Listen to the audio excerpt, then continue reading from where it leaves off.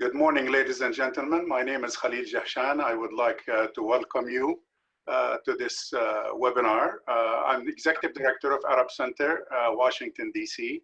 And ACW is pleased, as most of you in our audience today know, has been organizing a series of both webinars and keynote conversations like today, focusing basically on the impact of COVID-19 pandemic and the, of course, concurrent crash in oil prices that has impacted the economic outlook in general, globally, and specifically with regards to the Arab world. We are very honored today to have with us Dr. Jihad Azour, Director of the Middle East and Central Asia Department at the IMF, the International Monetary Fund here in Washington. And he has served in this capacity since March 2017. Prior to that, our guest of honor today served as Lebanon's finance minister during that 2005-2008 period, during which he coordinated the implementation of very important financial reforms initiatives at the national level and within the finance ministry itself in Beirut. Before and since his time as finance minister, he held a wide range of posts in the private sector, including prominent private sector institutions like McKinsey, Booz and Company, and others, where he served, in terms of Booz and Company, served as president and senior executive advisor between 2009 and 2013. Dr. Azour holds a PhD in international finance and a postgraduate degree in international economics and finance from both the Institut d'études politiques de Paris. He also did research on emerging economies and their integration into the global economy as a postdoctoral fellow at Harvard University, and holds a master's degree in applied economics and finance from Dauphine University in Paris. He has published numerous articles and at least 5 books on the economic and financial issues and taught extensively. So as you can see, he is more than qualified, and that's why we appreciate having him here today to help us shed some light on the topic of the day. Just before we begin the conversation, I would like to say to our audience, first of all, again, welcome. And your input is also welcome. We will be having, after engaging our guests in a conversation for a few minutes, we will open the floor for questions and comments. Please be brief and identify yourself in writing both your questions and comments, and indicate your affiliation. If you are using the Zoom platform, please use the Q&A feature at the bottom of the page, and that will show directly on the screen in front of me, and and our guests will see those questions too, so we'll be delighted to facilitate your question and get you an answer. If you're using the ACW website this morning, please use the email there. It is events@arabcenterdc.org. Again, events@arabcenterdc, one word, .org. And again, we will get those questions and would be delighted to respond to them.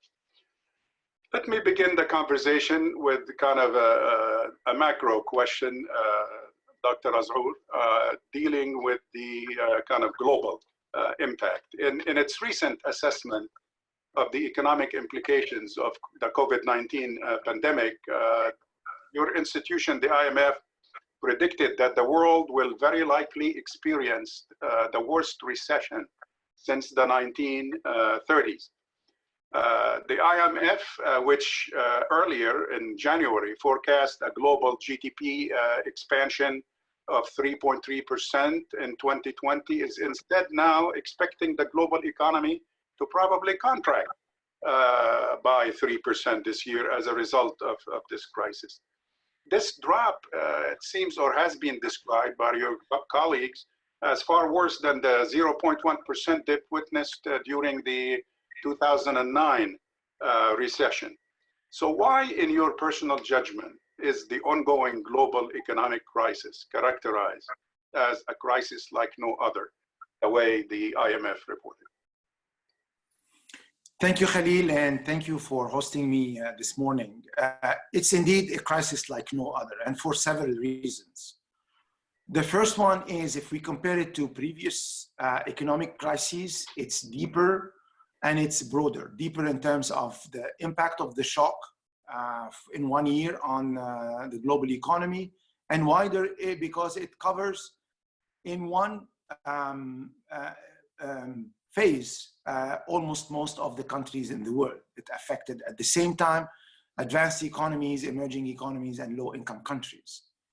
And if also another feature that differentiates this crisis from the previous ones is the level of uncertainty. The uncertainty on how fast we will be able to discover vaccines or medicine to address this coronavirus pandemic. The uncertainty on is this something that we need to live with for a certain number of years or not? And the uncertainties on how fast and how strong the global recovery is going to be. And this is something that is different from the previous crisis. In 2008, for example, the crisis was clear. It was a financial crisis that gradually had an impact on the non-financial sectors, on the real economy, and it expanded into the emerging economies gradually. Therefore, it was something that we knew the source and the implications, and the policies were, I would say, clear to set. This one is more difficult, and it requires at the same time to take care of the implication of protecting your society from the coronavirus through the confinement strategy that has a strong negative impact on livelihood and on the economy. And on the other hand, it requires global coordination, because a country alone cannot deal with this crisis and cannot deal with the recovery post-crisis. How are we going to manage global trade? How are we going to open again international travel? Many questions are still now require some more thinking in order to see through. And in economy, uncertainty is one of the most challenging issue that you deal with. Excellent. Aside from the IMF and your colleagues there, quite a few economists around the world, both academics, analysts, and practitioners, actually have indicated that based on what you just explained in terms of the depth and breadth of this crisis, that this is really a long-term crisis. And what makes laymen like ourselves, who are not economists, impatient a bit in trying to understand, well, okay, how long is it going to take us to get out of this, and what is needed? Do you agree with that general assessment that it is wishful thinking, that, as you said, almost 195 countries have been impacted by this crisis, and the assessment that the world is going to bounce back quickly, as most politicians try to impress upon us, is really wishful thinking? Do you agree with that assessment? Khalil, I think on this issue, it's very important to go back to what are the key priorities in dealing with this level of shock and uncertainty. And we at the fund, what we are recommending to countries is to focus on 3 priorities at this moment. One is to protect people. Protecting people requires that you scale up your level of public health, and you dedicate all the resources that are needed for that. And even for countries who don't have enough resources and enough economic and financial buffers, they need to reprioritize in order to give enough resources for that. This requires to scale up the medical and healthcare system, improve also the setup to address, prevent, and deal with this disease. This is priority number 1. in addition to saving lives, it's important to save livelihoods. And this is what countries are currently implementing in using different, I would say, strategies or different economic levers.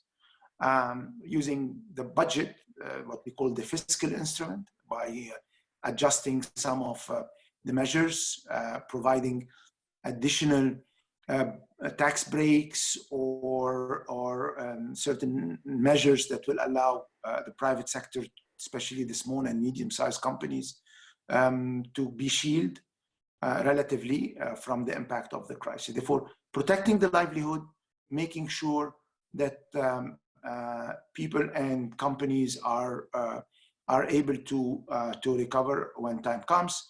This is the second priority, using fiscal instrument or financial instrument. With that, it's also important to maintain the infrastructure of the economy working. And here, special attention needs to be put to the financial infrastructure, making sure that banks keep operating, payment system are working, etc.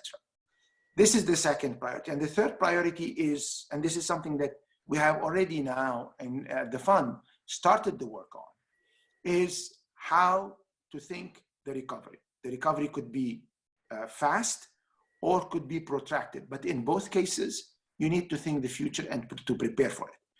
And this is also something that for us, for example, in our instruments, we have adjusted our instruments to cater for the three types of issues. We put in place an emergency facility of $100 billion, where more than 100 countries have already applied for immediate support to address the immediate needs. We're working on the issue of debt and allowing countries to have some breathing space on that. And this is an initiative that G20 has adopted.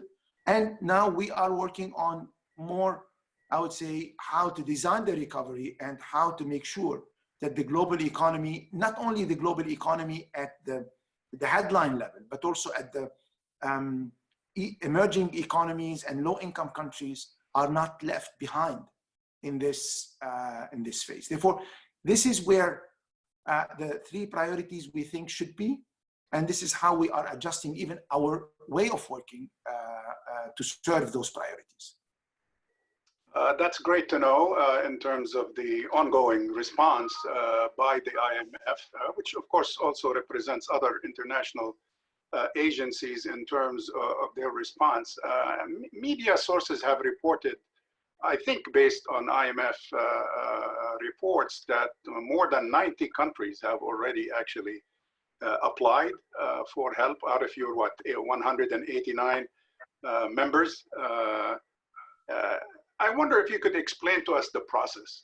How do they apply, and who is qualified actually to get that? Does everybody that applies get some help?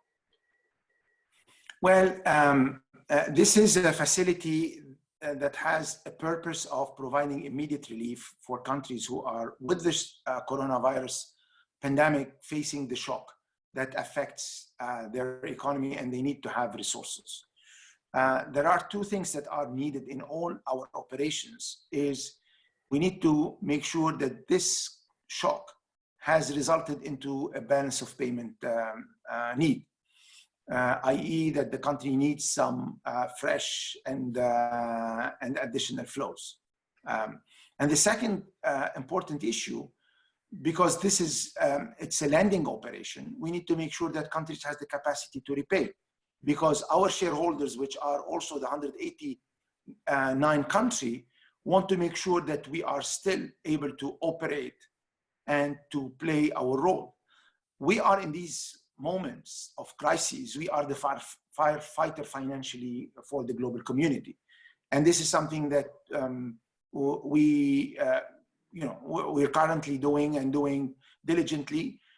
We have already processed more than 30 requests. More than 30 countries have already benefited from our immediate assistance, and others now are in the pipeline. We're moving very fast on that, and we're trying to accommodate the need of many countries. But this is not the only thing that we did.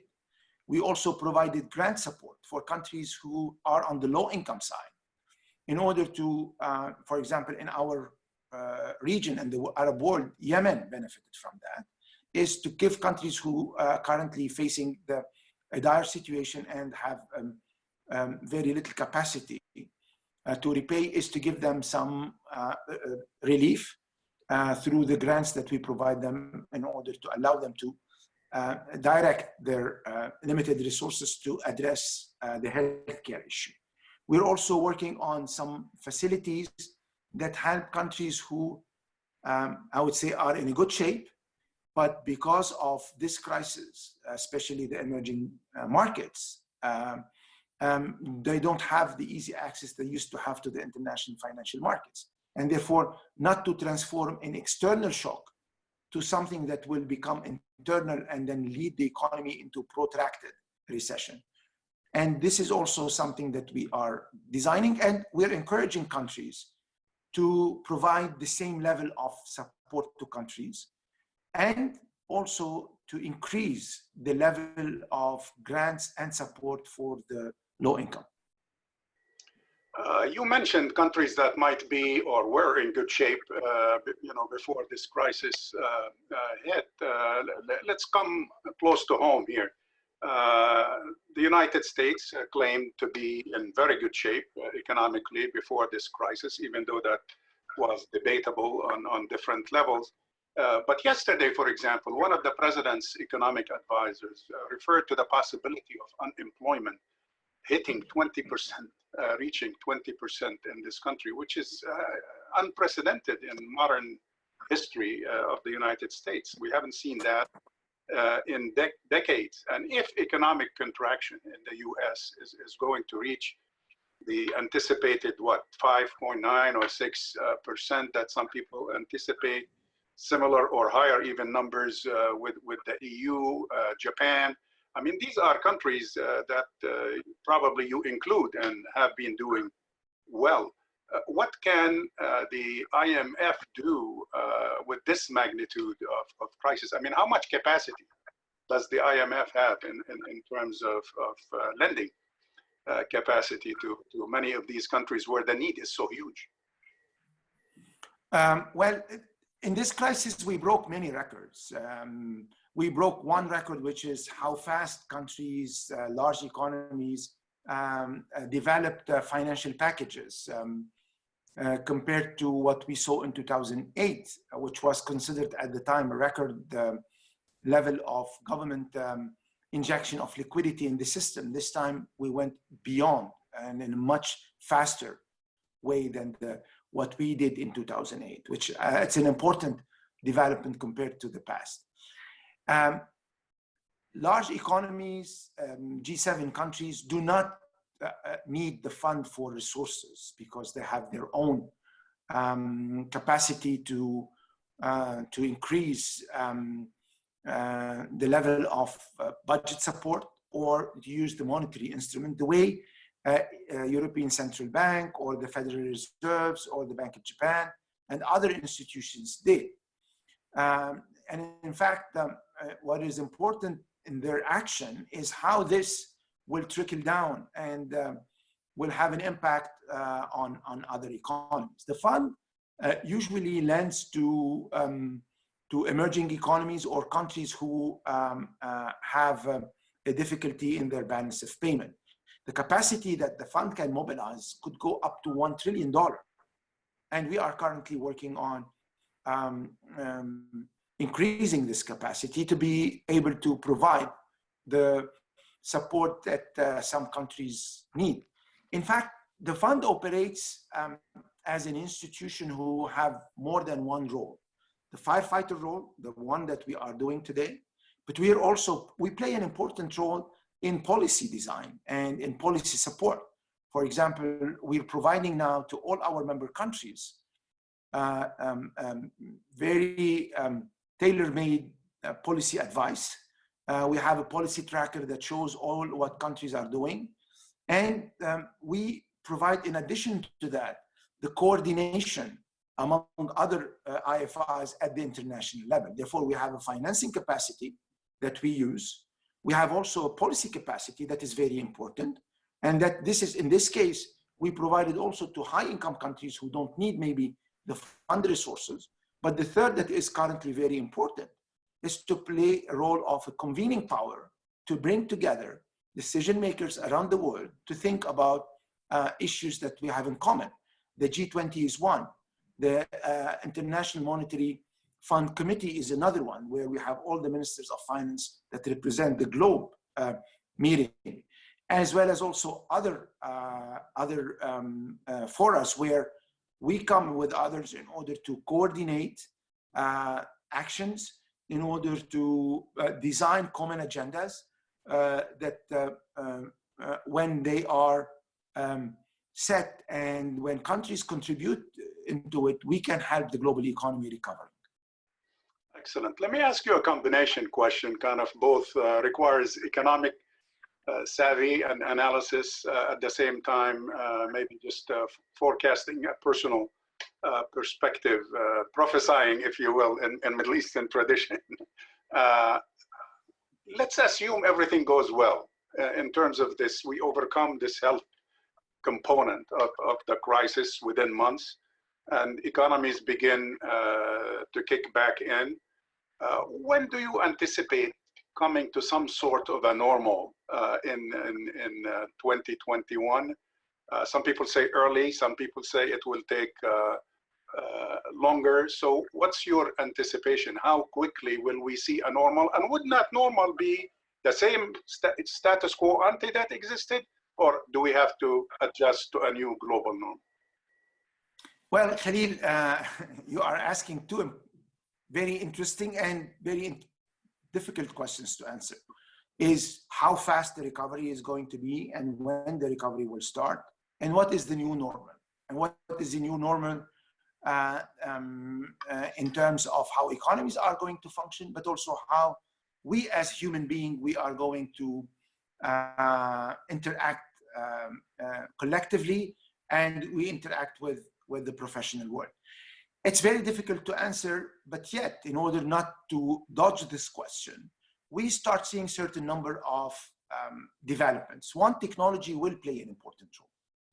I think we saw how technology allowed economies to step up their response. And we saw how technology now has helped us move to what I would call the postmodern globalization. Therefore, technology will play a bigger role. The way we work is going also to be affected. I think there are a certain number of questions that are still need additional observation to answer them, is how global trade will be after this crisis.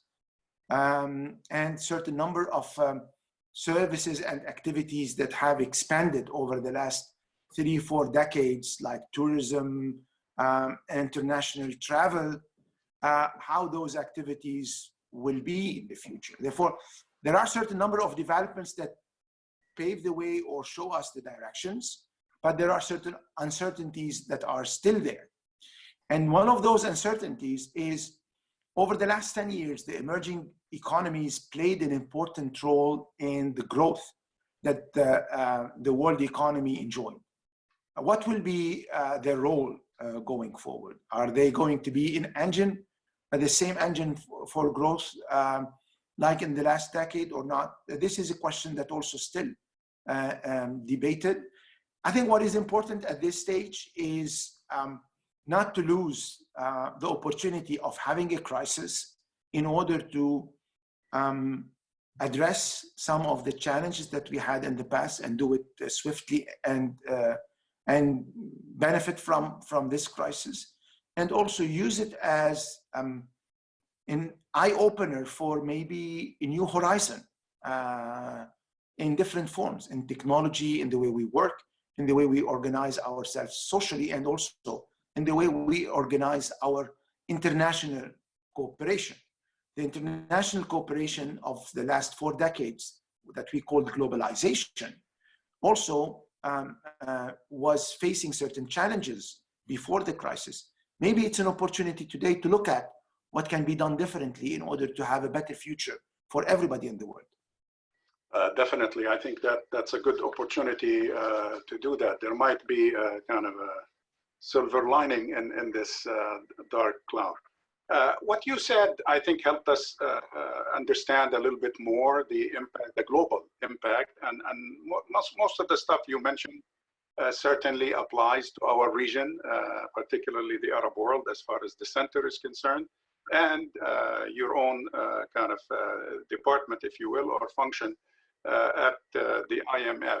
I noticed in many of the articles that I've been reading about the impact on the Arab world, people keep referring to kind of the unique vulnerability of Arab economies in this crisis. Why is the Arab economy more vulnerable than others at this stage? I wouldn't say that the Arab economies are more vulnerable, but this shock is also a crisis that was severe on the economies of the region, because it was not only one shock, it was several shocks that are currently hitting almost all the countries of the region. The impact of the COVID-19 outbreak in terms of trade, in terms of tourism and other type of activities that were flourishing in the region. The impact of the drop in oil price that is not only affecting the oil exporting countries of the region, but also indirectly through remittances, capital flows, and expat work, the oil importing countries in the region. The fact that we entered this crisis with some structural weaknesses, like the high level of unemployment, especially at the youth level, the scarves and the high social and economic cost of the various conflict and unrest that we have in the region. Therefore, it came on a backdrop that was showing a certain number of priorities that needed to be addressed. Therefore, it's a big shock. And also here, this is a crisis that we should not miss. We should not miss in order to fix certain number of issues, ranging from the social, strengthening the public health and the social protection, addressing some of the weaknesses institutionally in taking care of people, especially with the high level of informality that we have in the region, find solutions to that and maybe use technology as a lever for that. Address for certain countries the economic and financial vulnerabilities. Having high level of debt is not a sign of sanity and good health. Therefore, addressing this is also a priority. Reducing economic and trade barriers that have been brought up in the last decades in the region could also help and could provide additional potential growth to those countries. Last but not the least, for oil exporting countries is to accelerate what they have started, I would say, since 2014-15, which is the diversification of their economies as also of their budget outside oil. This is definitely going to be a defining moment that requires very wise policy making, requires support. And this is something that we at the fund, we take seriously, and we have already extended support to countries in the region, and requires to go back maybe and look at some of the reforms that were missed in terms of implementation to do them. I would like to single out two: improving governance and fighting corruption. This is something that when you discuss with the CSOs and with many people, they see this as an important issue to restore confidence between citizen and state. And the other thing is to take care of the most vulnerable, the refugees, the internally displaced. Those are important issues that maybe now the time is more important than ever to tackle those issues. Let me ask you a little bit about the time frame for an Arab recovery. Do you anticipate that what you just referred to, the steps that need to be taken in the Arab world to engage in a healthy recovery. And that's a challenging list that you presented there, both on the economic, social, and political level. I mean, these are not new issues, issues that have basically hampered development and progress in the past. And I hope that this crisis, as you implied in your answer, would nudge those in charge to be a bit more forthcoming, or a lot more forthcoming, hopefully as a result of this crisis. But will Arab recovery keep pace with the global recovery that you referred to earlier and explained earlier? Or will there continue to be a lag, like we have witnessed a lag in development between Arab development and global development? Let me take one example of what we are living today. When you compare the reaction that Arab countries or Arab government put in place to address the, when you compare what the Arab countries did to address the impact of the shock to other parts of the world, you could say that countries and government reacted fast, introduced the right measures in order to protect the life of their people, and with their means different between countries, they were able to very rapidly provide certain number of measures in order to protect the life and the livelihood of people and address some of the immediate impact of the shock.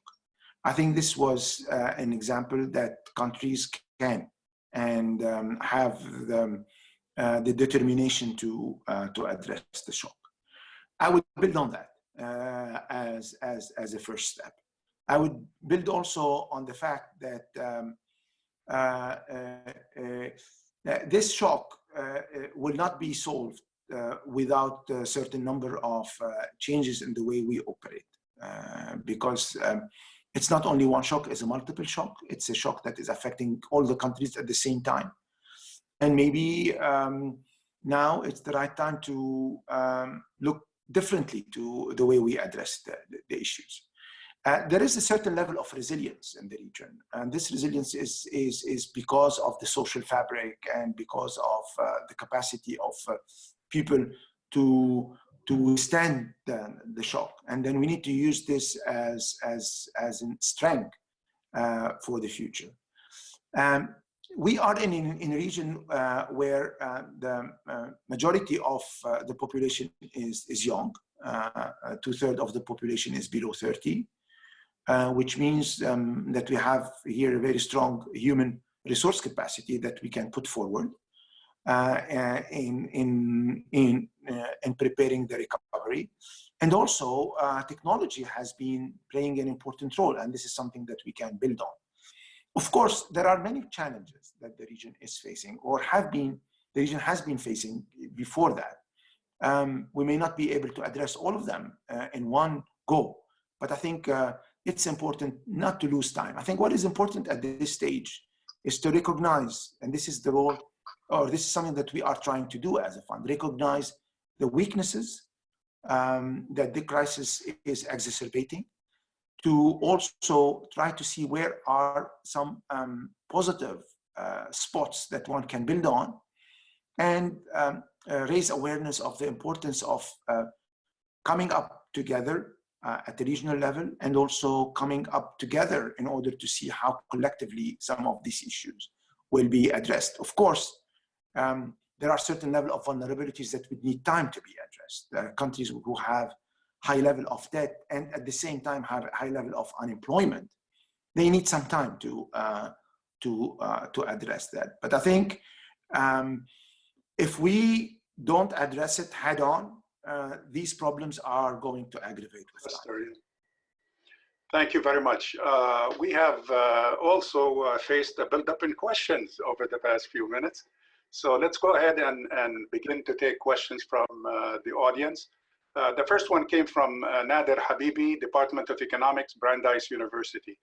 Are you concerned that the growing tensions between the US and China will have an adverse effect or impact on the prospects for global economic recovery? And has the IMF made any effort at all to call for more cooperation and coordination among the major economies in this world? Yes, the fund has been very active in maintaining a level of multilateral collaboration and advocating for the importance of addressing the global challenges in a negotiated way. Prior to the coronavirus crisis, the US and China have reached a trade agreement that, in fact, was one of the positive developments that the 2020 brought in the beginning of the year. I think now we are in a different paradigm, and this paradigm is mainly or I would say the management of the coronavirus is a key element in it, because with that, we will see a faster recovery in trade and in exchange of goods and services. Addressing this issue will allow the level of uncertainty to drop and companies to plan the medium term. Restoring access to finance for EMs is also an important challenge, especially for countries who are currently facing the disruption in the global value chain and who have a high level of young population. Therefore, I think currently what the global economy needs to see more clarity and also to see how the deconfinement that started to take place in different parts of the world is going to bring back the economic activity, and how fast we can restore, and what is the proportion of the output that we used to produce before can be restored in a short period of time. I think this is where the priorities are, and we need to be very vigilant on how things are evolving in the short period. Okay, the next questions comes from Taimur Ad-Dardiri from the Dutch Embassy here in Washington, D.C. He raises some issues that you've already covered, but he's interested in knowing about the political economic effects that the IMF foresees. Are structural reforms, subsidies, job markets, etc., are more likely or less likely given these shocks that we are seeing in the region? How to make sure, in other words, there is not just recovery, but improvement over the status quo ante that we witnessed before? Those issues need to come together. A recovery without addressing some of the social weaknesses, especially for some of the vulnerable groups, like those who are working in the informal sectors, cannot be sustainable.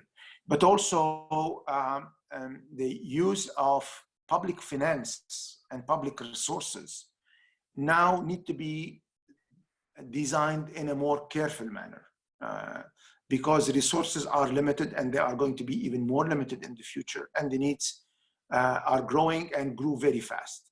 Therefore, I don't see those objectives being contradictory objectives. I think we need to reconcile them. And this is the purpose of what we have been doing at the fund for the region in the last few years. We were working on how to create growth that is inclusive and how to create growth that benefits some of the vulnerable groups, the youth, for example, the women who have a great potential economically. And therefore, I think we need to have a paradigm shift whereby the right policies still right, even if they have some side effect. We need to deal with the side effect, and also delaying some of the important transformative reforms because they require some political capital.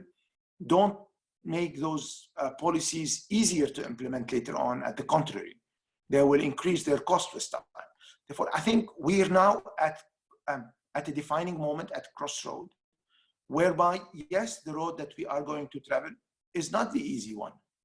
Okay, but if we travel it together, it will be easier to go through it. And this is the together means for me civil society, government, private sector too, because the private sector will lead the growth. And this is the only engine who could provide sustainable growth. And also the other partners, international institutions or regional institutions. International institutions like us, the World Bank and others, but also there are regional institutions in the Arab world, the Arab Fund for Economic and Social Development, the Arab Monetary Fund, and others. And those partners are here in order to provide support in those important transformations. Elaine Grigsby would like to know a little bit more about the criteria for grants rather than loans through the IMF. And can you discuss the recent agreement on debt relief that you mentioned at the beginning of your presentation? Is this a G20 initiative or an IMF initiative? Well, the IMF has done its, I would say, its own homework by expanding a grant that we have to provide relief for countries who have debt service to the fund in order to give them a breathing space. And use this grant in order to reduce the burden on them for the next 6 to 12 months. And we are planning to see how we can extend that. And we called on others to do that, on the bilaterals and also on the private sector.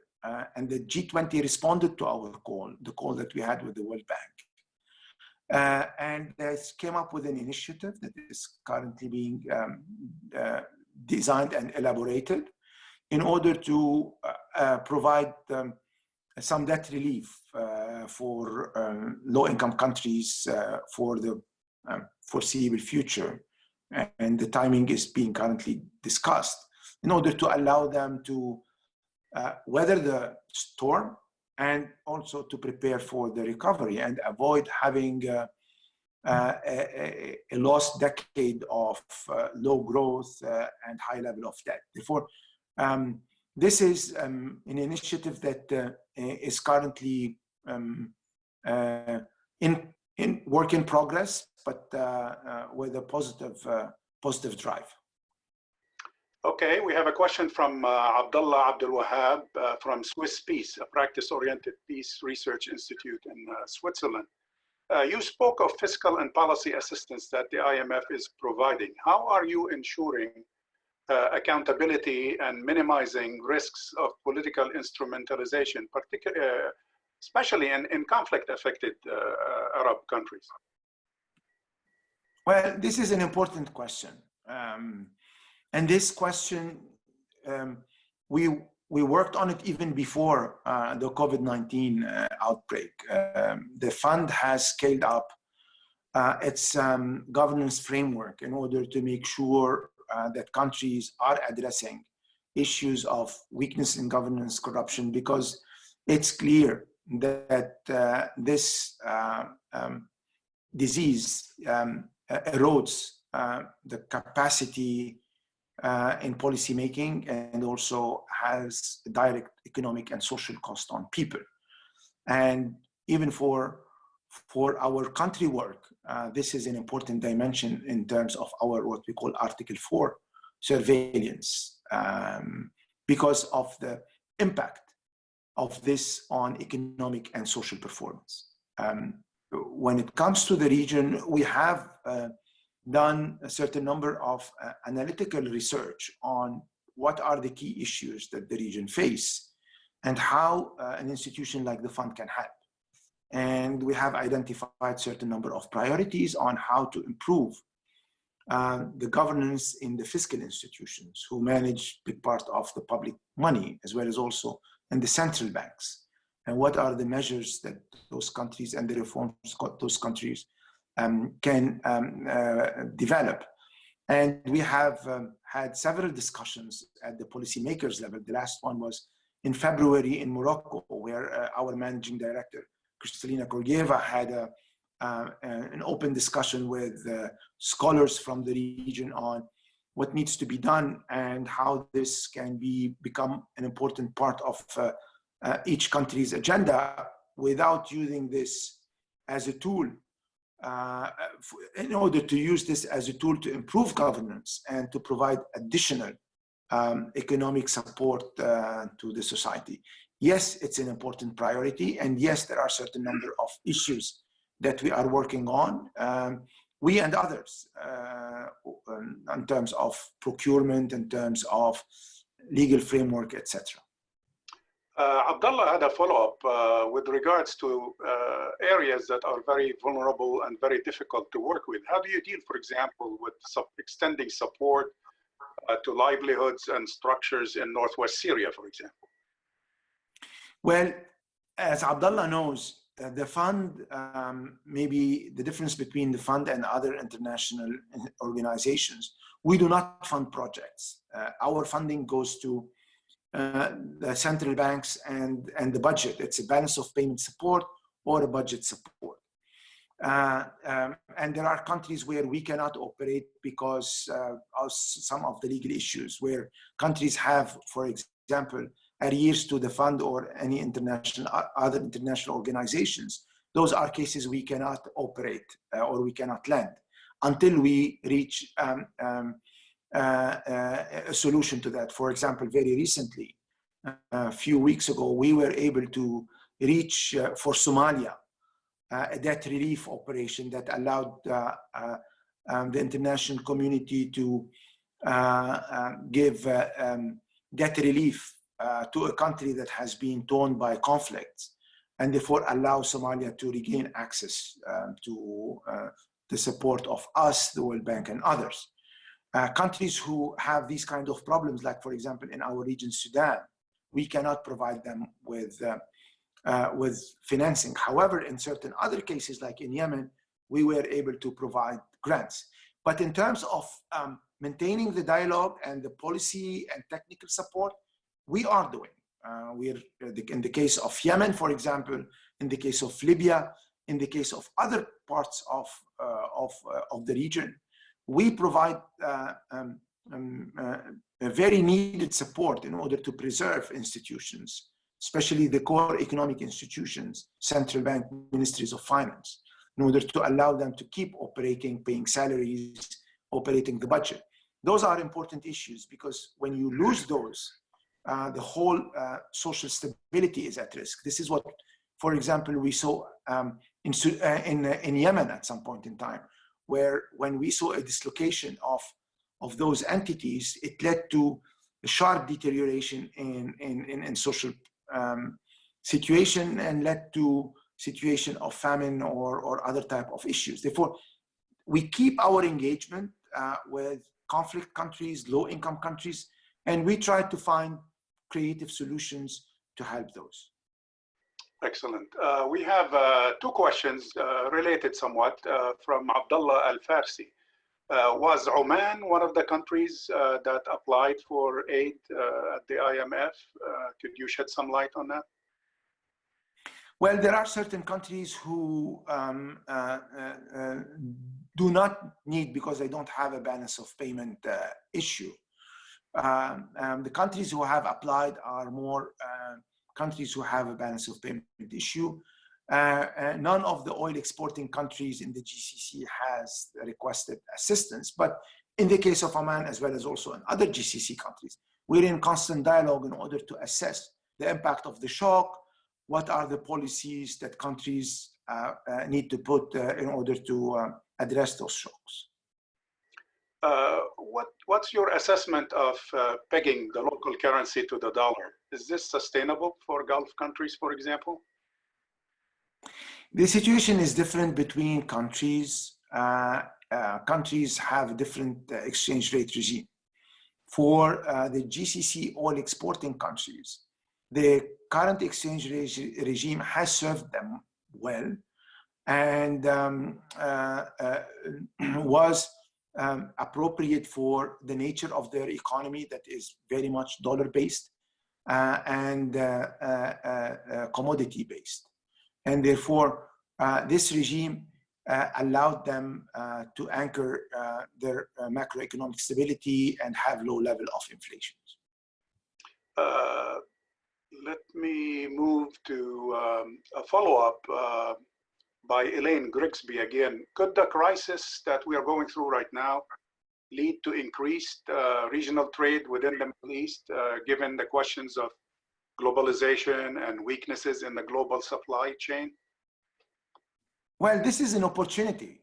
Mm-hmm. Recently, before the crisis, we did several studies on regional economic integration. And one of those studies showed that, for example, if you remove the barriers among Maghreb countries, who, for the record, are the least integrated countries on a regional level, you can create additional growth and substantial growth for those countries in the medium term. Therefore, the answer is yes. Now, the regionalization is going to be part of the globalization, and the markets, the next door markets, could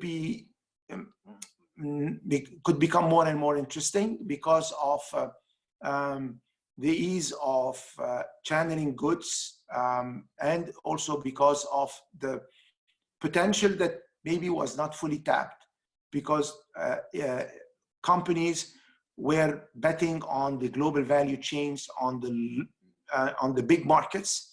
Now it's an opportunity to bring this back as an additional potential for growth for countries in the region. Question for you from our colleague at the center, Imad Harb. He's asking, will the fund help Lebanon in its present financial crisis? What scale can it help with? You've served in both capacities here and in Lebanon. What's your insight on that? Well, the fund has been actively engaged with the Lebanese authorities, and they have requested technical assistance and policy support from the fund, which the fund did. And very recently, last week, the government of Lebanon, the Lebanese authorities, have sent a formal request after they have adopted their plan to the fund in order to, they have requested the financial assistance. And the team in charge of Lebanon is in contact with the authorities in order to explore with them and see what are the reform priorities, and also explore how the fund can support Lebanon. The last question comes from Yara Asad at the World Bank, and she's talking specifically about countries that have been severely hit by these financial shocks that you're talking about, and particularly countries with economic stagnation and high dependency on aid. She mentioned two specific cases, Palestine and Lebanon. How could the fund specifically be of help in those two cases? And what happens if they default? Well, Palestine and Lebanon are two different cases. Lebanon has already defaulted on some of its obligations, specifically to private creditors in the international bond market. Palestine is different because Palestine doesn't have a currency or doesn't issue that. Therefore, I think those are two very difficult situations, but they have a different status. Lebanon is a member country. Palestine does not have a full membership, neither at the bank nor at the fund. And therefore, for example, the bank can provide grants to Palestine, they cannot lend them. And we, in our case, we cannot directly lend them. We provide a lot of support in terms of coordinating the donor coordination mechanism that is has been put in place decades ago in order to help Palestine and mobilize the support of donors. And this is a function that we keep doing. We also help them technically. We provide a lot of technical support, technical assistance to the central bank. And we very much eager to see how we can help them mobilize additional assistance, because they are also facing the coronavirus shock in a very difficult economic and social preconditions. We have a couple of minutes left, so let me squeeze one more question to you from Charbel Musa. With regards to some of the kind of preconditions, the European governments, for example, have been using lately, issues pertaining to environment, to reduce environmental footprints.